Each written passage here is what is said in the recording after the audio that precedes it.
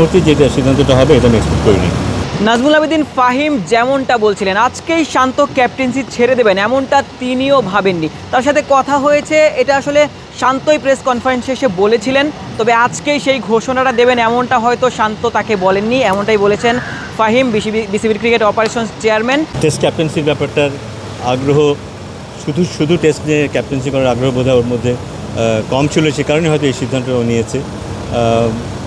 হ্যাঁ, কিছুটা বলার চেষ্টা করেছে, আমাদের আলোচনা হয়েছে কিছু, বাট যেটা আমি বললাম যে এই মুহূর্তে যেটা সিদ্ধান্তটা হবে এটা আমি এক্সপেক্ট করিনি। একটা ফরম্যাটে শান্ত ক্যাপ্টেন্সি হয়তো করতে চান না, শান্ত হয়তো 3 ফরম্যাটেই ক্যাপ্টেন্সি করতে চেয়েছিলেন, যদিও টি-20 ফরম্যাটে তার ব্যাটিং পারফরমেন্সটা তেমন আশানুরূপ না হওয়াতে তিনি নিজেই ক্যাপ্টেন্সিটা ছেড়ে দিয়েছিলেন।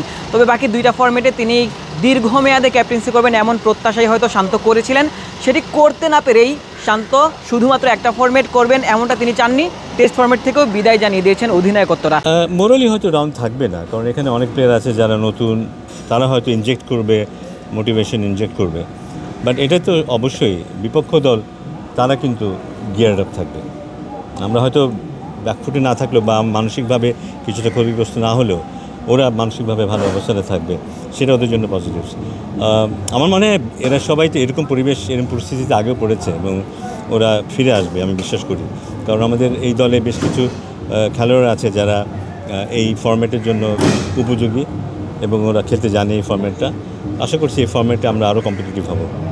আমাদের বোলিং যেটা নিয়ে আমাদের যথেষ্ট সন্তুষ্টি ছিল গত বেশ কিছুদিন, সেই জায়গাটায় বেশ কিছু ঘাটতি দেখতে পাচ্ছি, কিন্তু বলারদের সেই পারফরমেন্সটা দেখিনি গত কিছুদিন।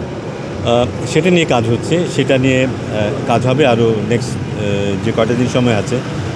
বলাররা যদি নিজেদেরকে আবার জাগিয়ে তুলতে পারে, তাদের রিসেন্ট পাস যে পারফরমেন্স ছিল যেটা নিয়ে আমরা কিছুটা স্বস্তিতে ছিলাম, তাহলে বোধহয় দল ভালো করবে। শুধু ব্যাটারদের পক্ষে একা তো সম্ভব হবে না, বোলিংয়ে বোধহয় আমরা কিছুটা পিছিয়ে পড়েছি, সেটা মেকআপ করতে পারলে আমরা ভালো করতে পারবো।